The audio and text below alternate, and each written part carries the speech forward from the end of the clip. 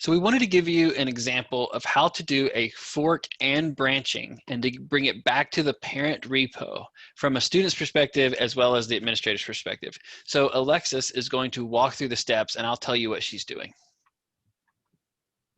So first she's going to My Repo and she's going to click fork, and then she has multiple accounts. So she's putting in her personal account. And so it's making a copy of all the code on her personal GitHub repo account. So she has a new repo called the same name, but notice it's in her account.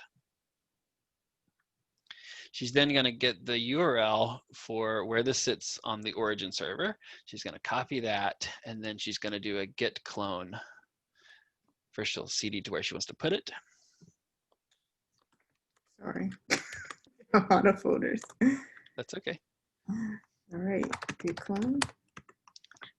And then the URL, and it copied all those files locally. Now she can work on our current branch, but what we want to do is to create a new branch.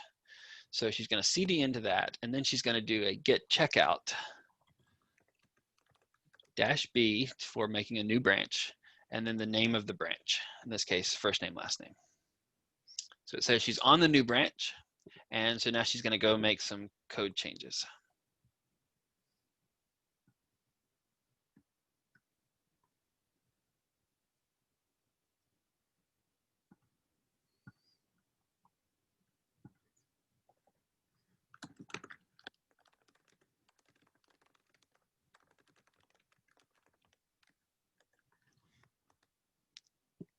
Saves it.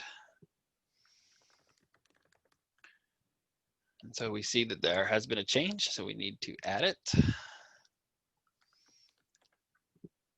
and commit it.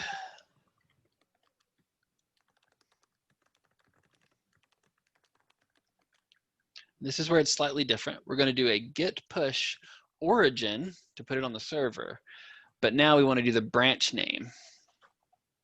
And if you couldn't remember your branch name, when you did a git status, it's listed up there. So now that has put it there in a new branch on her GitHub account. So if we go look at that real quick in the browser,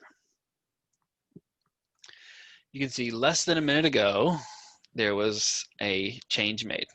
Okay, so she can go to compare and pull request.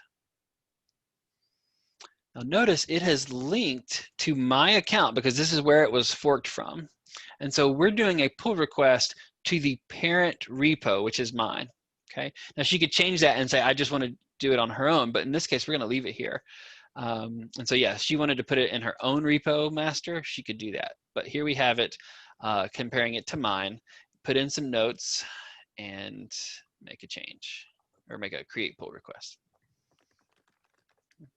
The reason it's called a pull request is you're requesting that I pull it into the master branch, and there's no conflicts. So I would be able to now, as an administrator, go in and accept those changes and close out the pull request by merging it in.